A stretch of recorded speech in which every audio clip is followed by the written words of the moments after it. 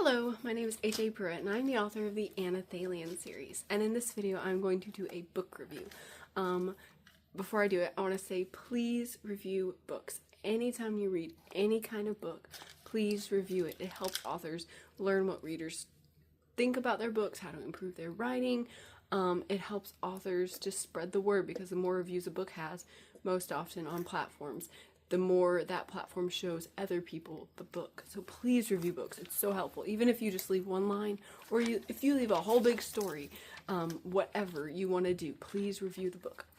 So the book I'm going to review today is not out yet. It's going to be out in a few more days when this video airs. So if you want it, like, go and put it on your wish list or something. Write it down to buy whenever it comes out. So I think it comes out October 14th. So the book is How We Love Them by Mary Grace Vander Kroef. The genre is contemporary Christian. The audience is new adult and older. So this book is a companion. It does not have to be read with the other book that I just totally blanked Mary Grace wrote. I edited the thing. I can't remember the title. Okay, she wrote another book, and it has the same characters in that book as this book, but this book focuses on one family in the book. Our Road to Trust. That's what it is. Our Road to Trust. The book Our Road to Trust focuses on a bunch of women, but this book focuses on one family.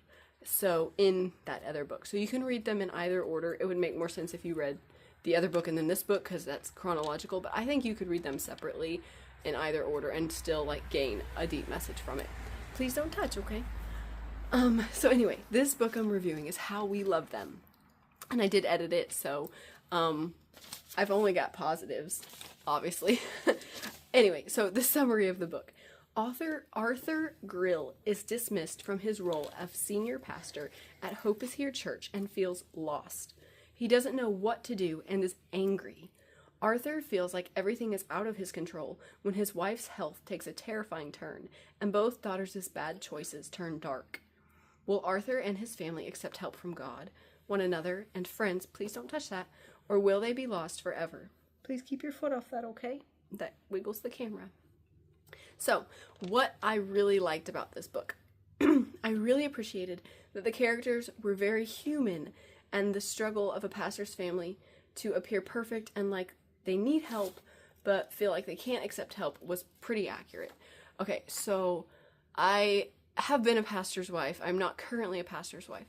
I have been a pastor's wife for like 13 years, I think, and being a pastor is a very strange thing. And I know if you've never been a pastor or pastor's wife, you're going to think this is silly that I'm going to say this, but your congregation views you as perfect, views you as you can't fail, as you can't sin, and like they don't really think it, but if they see you mess up, like they're like, oh wow, he's a horrible person, you know?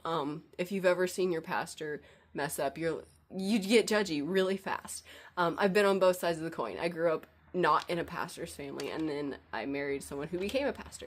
So I've been on both sides of the coin where you just view your pastor as perfect, and you don't like really think he's perfect. But then when you see him do anything that you think is anything less than perfect, you're like, oh wow, he's a horrible person now. Can I trust him? And you get like questions in your head. So it's this really delicate balance. And even if that pastor tries to not act perfect, it's still just the fact that he's leading you and he's supposed to represent God's man to you, that he's your leader. He's supposed to be the one guiding us, showing us how to be. And so it's really difficult to be a pastor's family. And even though nobody ever tells you, we're looking to you for the perfect example and you have to be perfect and you can't mess up, it's there. It is there. Whether you do it or not, it's there. Whether you mean to or not, it's there. And so you always feel like you're the one who has to help people. You're the one who has to set the tone. You're the one who has to set the example. And the other people need to look to you, and you shouldn't ask them for help. You feel like you shouldn't ask them for help. Just like your parents with your kids. Like you, as the kid, ask for help. Not the parent say, hey, child, can I have your help? You don't feel like you ought to do that. You definitely can, but you don't feel like you should. You feel like you should be able to do it all. And again, all this is very human, and the book showed it as very human, and all these emotions and feelings. Like, if you're looking at this and be like, well, of course that's not how it should be. No, it's not how it should be. It's not God how intended it, but we are so human that we do that. Okay? And it's very real. The book is very real about this. I don't know if Mary Grace ever was in a pastor's family. Please don't touch. Please don't touch. Or if she just asked people what it was like, but she hit it on the head. And I remember editing it, she said that some of her beta readers were like, Arthur the pastor is way too angry and he should not act like that. And she asked me like, what do you think? And I didn't think he was too angry at all. I thought he was acting like a human. And that just shows like people don't think a pastor should show any anger. They don't think a pastor should show any emotion, essentially. And it's it's prevalent and it's in everyone, but it shouldn't be like that. Did you dump cinnamon in your cup? Oh dear me. Okay, that's fine. It's fine. Anyway, so I really appreciated that Mary Grace portrayed this pastor's family very humanly. Yeah, and their struggle to accept help. And in the book, the congregation is a very kind, loving congregation. And our last church, our church that we were at for like 13 years, was a very kind, loving congregation. And they didn't have so much of that expectation. They didn't push on us that we felt like we couldn't ask for help. At least I didn't. My superhero husband never wants to ask help of anybody. I always want to ask help. I feel like I can't do anything. Anyway, side note. But we were able to feel like they were a family. And Hope is Here in the book wanted to act like their family, but it was a big enough church that they still kind of felt that distance. The bigger a church you get, the harder it is to see the pastor as a person. And our church was really small. Like we had 20 on a Sunday morning. And so it was easier to feel like family rather than pastor and congregation. But still, it's hard to accept help from people who you feel like I should help them. And Arthur really struggled with that. And next thing I really liked about this book, the emotional setting is so clear that you deeply feel all the emotions. Mary Grace really has a talent for creating emotion in books. Not just describing emotions, but she sets a scene that creates like a literal scene. Like the sun is casting shadows over the sidewalk and it feels cold, and that makes you feel like cold and alone and by yourself, kind of setting the scene. And she's really good at setting the scene to just kind of make you get into it and feel it. And the next thing I liked, a large part of the book is suspenseful, and I felt like I had to keep reading. There is a situation that comes up that is very tense, very serious, and I was worried about the characters, and I had to keep reading. Like, I gotta slow down because I'm the editor and I can't miss stuff, but it was like, I really want to keep reading this book.